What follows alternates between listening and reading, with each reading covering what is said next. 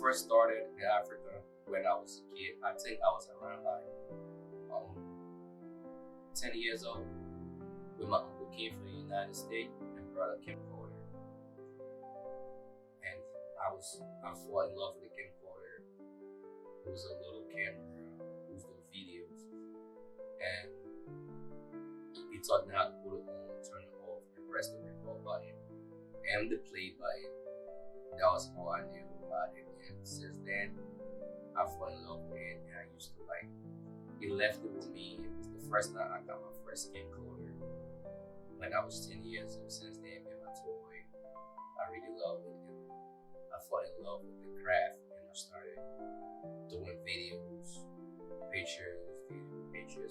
I had a friend that came along to work with me, and he shot in 120 frame and 240 frame. And there was no way he didn't shoot the edits. He didn't go by the script. He was just shooting like the entire event, everything on the event.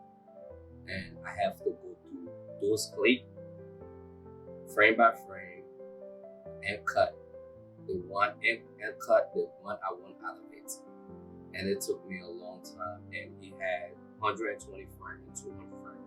There was so many frames that crashed my laptop, slowed my laptop down. So it took me a long time to edit that event. And that was the one challenging project I had ever done because of how slow my laptop was running, because how much frame he shot in. And I didn't have the computer power to edit those frames. That was my workflow. The workspace is nice. And I have tried many other software and it wasn't working for me. Like DaVinci Resolve, it didn't work for me at all because I edited the way coloring it and exporting my colors. What I edit and what I received after export was not the same. I tried Final Cut Pro and I tried so many other software, and I had a little problem with all of this software. But when I went to DaVinci, Premiere Pro, the workflow was just smooth, it was fast, and it's a lot easier if you actually know the tab and know what you're doing. It's easy and faster. So for that reason, I love it, and I think you do more. For me, you do more on Premiere Pro than any other software out there. When I'm editing, I decide to keep a footage that is going to go in frame with my storyline or the story I'm telling. So if I'm shooting, I shoot to edit already. So there's less cutting I do when I'm editing.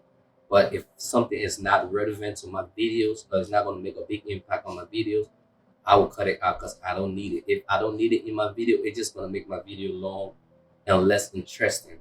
So I'm just gonna take it out. If it's not important, I'm taking it out. It's not important, it's not one of my script line, I'm taking it out. That's how I choose what to keep and what not to keep. Because I'm taking the one that is important to my video and the one that goes with my storyline for my video. They need time to edit and work on the craft. They need patience. And most of all, they need practice. A lot of practice. Because after you got a lot of practice, and first I will 100% recommend them taking a little course to know the software or to know what they are doing. Like for instance, I didn't go to school to do video, but I ended up taking some course online, like 14-day filmmaker. It just cost me $50. And that taught me a lot. It taught me about frame rate. I can match my frame rate 24 frame, 30 frame. I can do my frame rate or my shutter speed. I should follow the shutter speed and the frame rate. If I'm just about what they are doing. If you start in this, you have to get, like, if you don't know nothing about it, you can buy any program online, any tutorial program online. Like I would strongly recommend 14-day filmmaker. They will teach you the basis of it, and from there you can start And practice, practice, edit, practice, be patient. You need more practice, more sitting down and editing your footage yourself. And one thing I'm gonna give you a tip. When you are shooting in a video, shoot to edit. Do not just shoot anything. Because you will sit on the computer, scrolling to stuff, cutting, taking some stuff that you don't want out and the stuff you want. If you shoot the edit, you already have majority of what you want and you only need to cut just a little bit.